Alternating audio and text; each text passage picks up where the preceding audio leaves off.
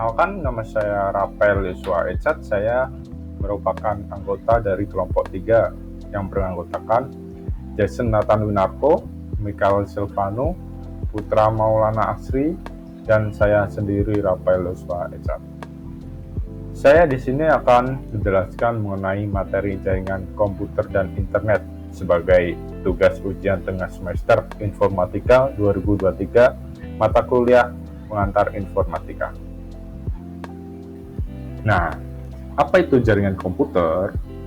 Jaringan komputer mengacu pada perangkat komputasi yang saling terhubung, serta dapat bertukar data dan berbagai sumber daya satu sama lain. Perangkat jaringan ini menggunakan sistem aturan yang disebut sebagai protokol komunikasi untuk mentransmisikan informasi melalui teknologi fisik atau nirkabel yang biasa kita dengar wireless. Jaringan dapat berbentuk kabel atau nirkabel.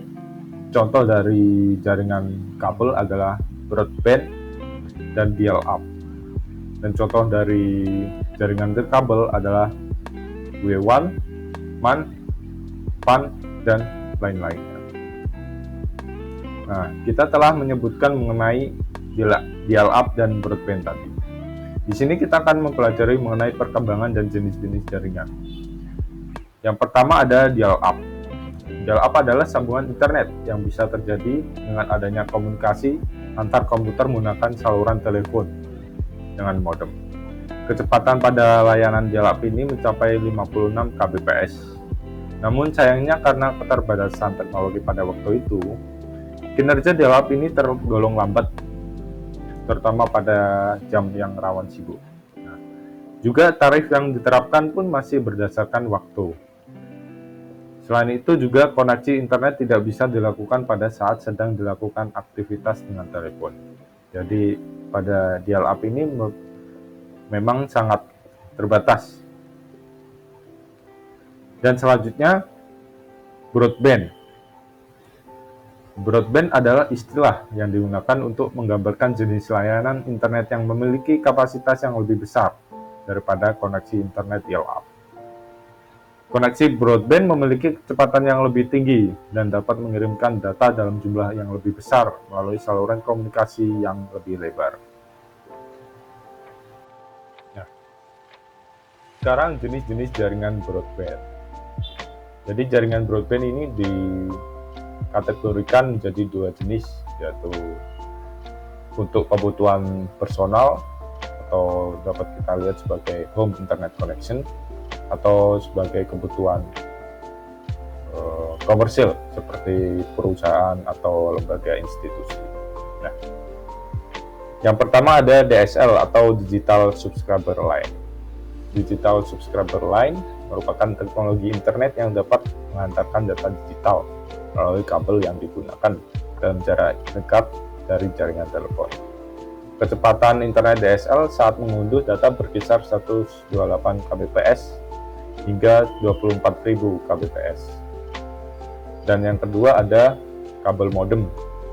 Kabel modem ini jaringan yang menggunakan infrastruktur kabel TV untuk memberikan koneksi internet ke rumah-rumah. Nah, yang kedua ada commercial internet connection. Sesuai dengan kategori yang telah kita sebutkan tadi. Yang pertama ada perkembangan Ethernet. Ethernet ditemukan pada tahun 1970. Ethernet ini menggunakan kabel sepaksi dan kecepatan Ethernet dapat mencapai hingga 10 Mbps. Lalu yang kedua ada Fast Ethernet yang ditemukan pada awal 1990. Fast Ethernet ini menggunakan kabel sepaksi atau menggunakan kabel fiber optik. Jadi bisa menggunakan fiber optik seperti jaringan-jaringan sekarang. Kecepatan dari Fast Ethernet ini mencapai 100 Mbps. Dan yang ketiga ada Gigabit Ethernet Standard, ditemukan akhir 1990. Gigabit Ethernet Standard ini ditemukan melalui project yang bernama Gigabit Networking Research Project. Kecepatan dari Gigabit Ethernet standar ini sekitar 1000 Mbps atau bisa dikatakan 1 giga per second. Nah, setelah kita mempelajari mengenai jaringan kabel, kita akan mempelajari mengenai jaringan nirkabel atau wireless. Berbeda dengan jaringan berkabel, jaringan nirkabel tidak menggunakan kabel untuk bertukar informasi. Jadi jaringan nirkabel ini menggunakan gelombang elektromagnetik untuk mengirimkan sinyal informasi atau mengirimkan data antar komputer satu dengan komputer lainnya. Contoh dari jaringan nirkabel adalah Wi-Fi, mobile network, atau Bluetooth. Nah, selanjutnya kita akan mempelajari mengenai jenis-jenis jaringan. Yang pertama ada WLAN, Wireless Local Area Network. Jadi WLAN adalah jenis jaringan nirkabel yang mencakup area lokal atau area terbatas seperti rumah, kantor, atau ruang publik atau kampus juga termasuk. Jadi WLAN ini memungkinkan perangkat untuk terhubung ke jaringan lokal secara nirkabel. Jaringan Wi-Fi adalah contoh paling umum dari WLAN yang digunakan dalam berbagai konteks. Nah, selanjutnya ada W1, Wireless Wide Area Network. W1 adalah jenis jaringan nirkabel yang mencakup area yang luas. Seringkali melibatkan jaringan seluler. Ini memungkinkan perangkat untuk terhubung ke internet di berbagai lokasi dengan cakupan seluler. Jadi W1 ini termasuk jaringan yang luas, ya, bisa diakses di lokasi yang cakupannya besar. Contohnya yaitu jaringan 4G atau mobile data yang biasa kita gunakan di smartphone kita. Dan selanjutnya ada LAN atau Local Area Network. LAN adalah jaringan yang mencakup area yang sangat terbatas. Biasanya dalam satu lokasi fisik seperti di dalam satu gedung atau kantor dan sebagainya. Ini digunakan untuk menghubungkan perangkat dalam satu wilayah kecil. Jadi LAN ini sama seperti WLAN, namun LAN ini berbentuk kabel, sedangkan WLAN berbentuk nirkabel atau wireless. Nah, selanjutnya kita akan mempelajari mengenai topologi. Apa itu topologi? Topologi jaringan komputer adalah metode atau cara yang digunakan agar bisa menghubungkan satu komputer dengan komputer lainnya. Struktur atau jaringan yang digunakan untuk menghubungkan satu komputer dengan komputer lainnya bisa dengan menggunakan kabel ataupun nirkabel. Ada beberapa topologi yang mungkin sering kita dengar. Ada topologi bus, ada topologi ring, ada topologi star, dan mungkin ada topologi tree dan topologi mesh. Kita telah mengetahui definisi dari topologi dan telah menyebutkan beberapa topologi-topologi yang telah kita pelajari sebelumnya. Kita akan mempelajari setiap topologi yang telah kita sebutkan tadi. Yang pertama adalah topologi bus. Topologi bus ini topologi yang umum digunakan. Jadi topologi bus ini semua perangkat terhubung ke kabel pusat tunggal yang berfungsi sebagai jalur komunikasi. Dapat kita lihat dalam gambar ya. Jadi ada satu kabel dan setiap komputer terhubung ke kabel tersebut. Setiap perangkat memiliki akses ke kabel ini dan dapat mengirim data ke kabel untuk disebarkan ke perangkat lain secara bergantian. Nah, lalu apa kelebihan dari topologi ini? Yang pertama adalah penambahan klien atau workstation baru mudah dilakukan. Yang kedua, mudah digunakan dan sangat sederhana. Dan yang ketiga adalah biaya instalasi murah karena kabel yang digunakan sedikit. Lalu apa kekurangan dari topologi ini? Kekurangannya yang pertama adalah sering terjadi tabrakan arus data. Yang kedua ada proses pengiriman dan penerimaan data kurang efisien.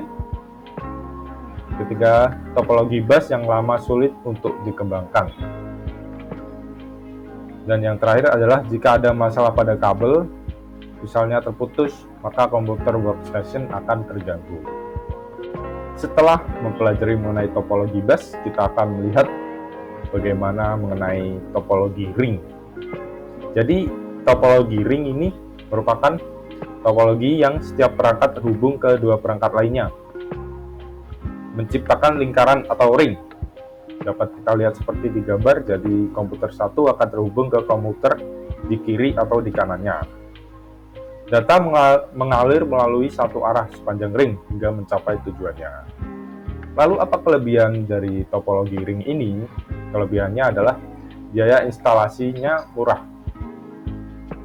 performa koneksi cukup baik, proses instalasi dan konfigurasi cukup mudah, dan implementasinya yang mudah dilakukan. Nah, selanjutnya kekurangannya. Kekurangannya adalah jika terjadi masalah, troubleshooting jaringan ini terbilang rumit. Sangat rentan terjadi tabrakan arus data, dan jika salah satu koneksi bermasalah, koneksi pada jaringan lainnya akan terputus. Selanjutnya kita mempelajari mengenai topologi star atau topologi bintang.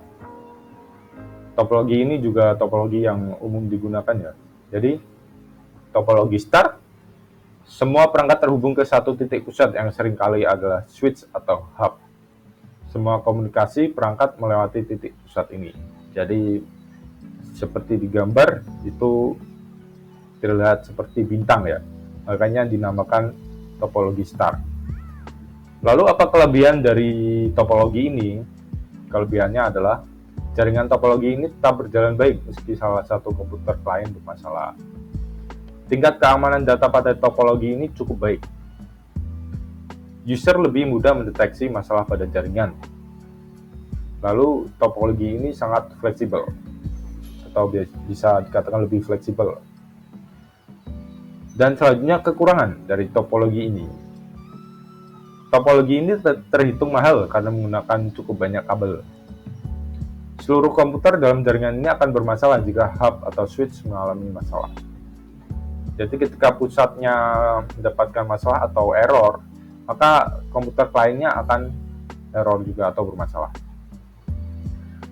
Dan yang terakhir adalah sangat tergantung pada terminal pusat, seperti yang saya jelaskan tadi.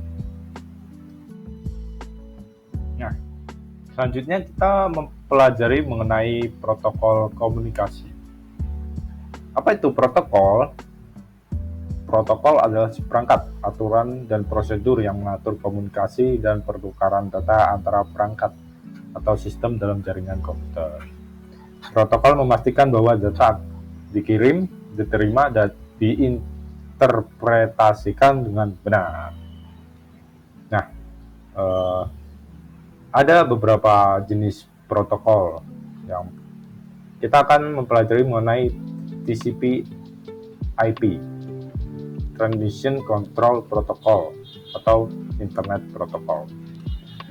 Seperangkat protokol komunikasi yang digunakan sebagai dasar komunikasi di internet.